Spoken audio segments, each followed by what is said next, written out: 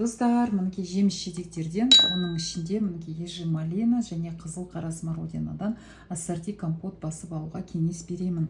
Қазір біз бір банкасын ашып ішіп алдық. Енді керемет шыққан ғой, керемет. Мінекей бұл жерде тағы қайталап өтейін. Ежі малина және қара мен қызыл смородинадан ассорти мінекей компот. Жабылу жолы оп-оңай. Менің YouTube каналыма кіріп компот басу деп теріп көрсеңіздер де шығады.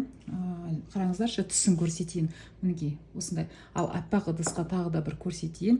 Дәмі де енді керемет қой, дәмі де, түсі де керемет. Мінекей қараңыздар, мына жерде смородина қалқып жүр. Қараңыздаршы, қандай дәмін көрсеңіздер енді. Қыздар, керемет.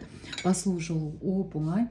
Жеміс жидектерді өздеріңіз қалаған жуып бір шайып алып банкаға, стерилденген банкаға саламыз. Оның үстіне мысалы 2 литрге 300 грамм қантты қосамыз да, сақылдап қайнап тұрған ыстық суды құямыз, крышкасымен бетін бірден жауып тастаймыз. Одан кейін айналдырып, қанты ерігенше банканы айналдырып, төңкеріп, 2 тәулікке осындай ыстық көрпешенің астында ұстайсыздар. Енді қараңыздар, нәтижесі қандай. Оп-оңай, балаларыңызға да, күнделікті өздеріңізге де, қонақтарыңызға да керемет. Енді қараңыздар, түсі қандай керемет, дәмі де сондай керемет. Міндетті түрде жасап көруге кеңес беремін.